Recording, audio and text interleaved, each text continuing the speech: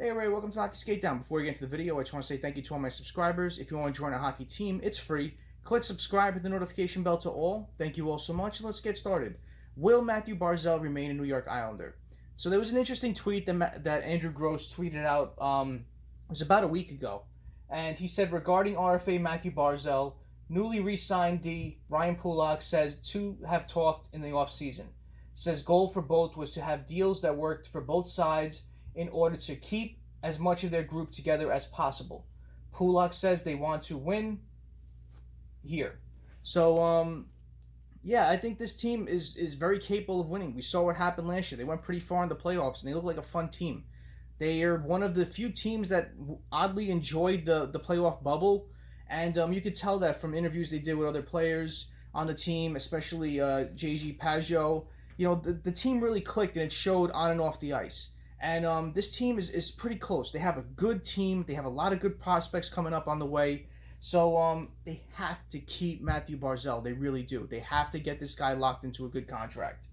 So Lou was looking to reach a deal worth 7.5. I saw this in an article recently. Lou was looking to reach a deal worth 7.5 million a year, but Barzal's camp decided that that's not large enough. They're still optimistic about getting a deal done soon. The threat of an offer sheet remains low, as it was rumored that Lamoriello basically told everybody, no offer sheets here. Don't even think about it. And a lot of GMs hold respect towards Lou, and I don't think they would try to offer sheet Mathew Barzal, but you never know. It's different times. It's 2020. My guess is that the camp, sorry about that, is looking for a contract around 8 to 9 million a year. So they're not that far off, 7.5 to 8 to 9, so they're not that far off at all. I think a deal will get done relatively soon. We saw what happened with Ryan Pulock recently signing his 2-year deal, and I like that signing, I really do, especially with this uncertain times with the whole cap not going up a lot this year, especially with the flat cap of 81.5. Next year, it's not going to go up as much at all. And then the following year is when you may see it go up a little bit if everything gets better.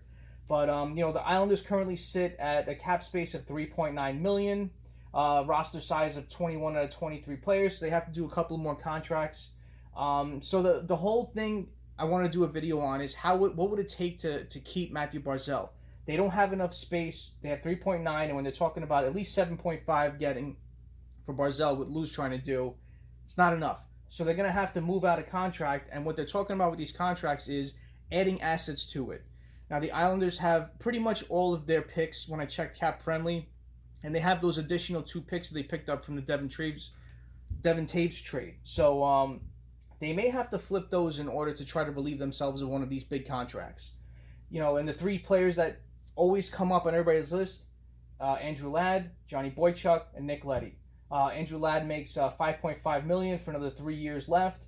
Now, there's rumors of possibly trading for him and the other team putting him on LTIR, and it's going to be a team that has a lot of cap space. So we're going to have to keep an eye on all those teams that do have the cap space that can make a move like this.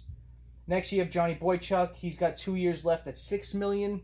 Boychuk have injury history, so the same thing could probably happen with him. Still a serviceable defenseman, but at $6 million, it's going to take, again, a team that has cap space to take on that deal.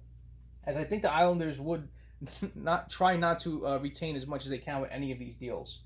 And Nick Leddy is probably the most attractive out of all of them. He's 2 years left at $5.5 million. So it's going to take at least those picks to add, or a prospect to add to any of these players to try to get them out, to help them with cap space to try to re-sign, to give a new contract to Mathew Barzal. So, you know, a bright spot of this is they still have Andy Greene. They could still try to re-sign him. He's in UFA this year.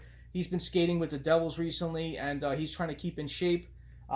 He can come back on a cheap deal if they need that roster space, and he could sign on the cheap too, especially that he has a relationship with Lou, and he enjoyed his time playing with the Islanders. And they still have defensemen in the pipeline.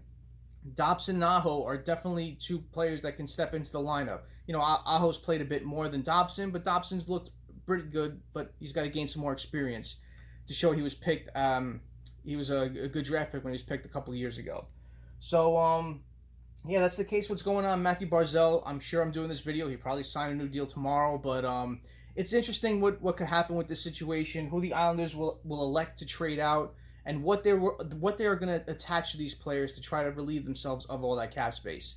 So, what do you guys and girls think? What do you think is going to happen to try to for the Islanders to acquire some cap space? What do you think are the moves that Lou Lamoriello may take? Comment below, let me know. And as always, thank you all for watching. I really appreciate it. Smash that like button. If you haven't done so, subscribe to the Hockey Skate Down.